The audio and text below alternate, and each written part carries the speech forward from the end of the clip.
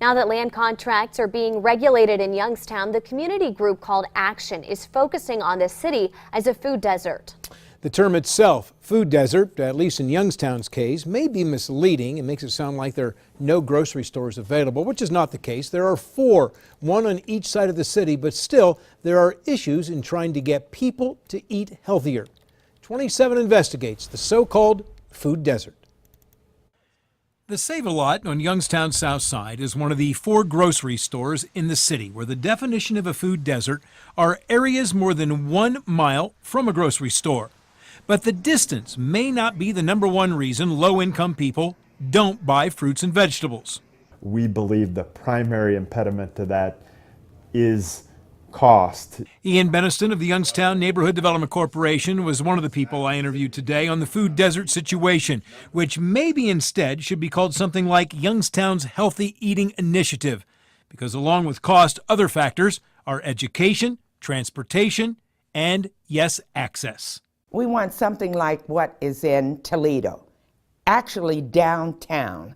Along with the grocery store downtown, Rose Carter of Action also says that starting in May, there will be pop-up markets around Youngstown, similar to this one in June at the B&O station downtown. A huge part of it is access. It was a lot easier for when the bottom dollars were open right over there.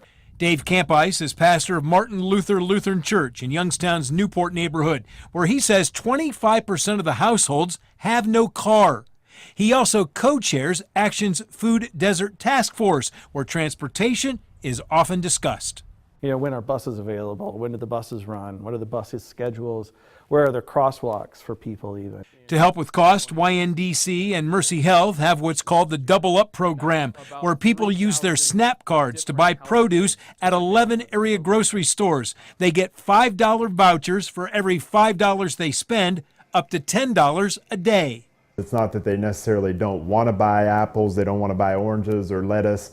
It's that they have a limited budget.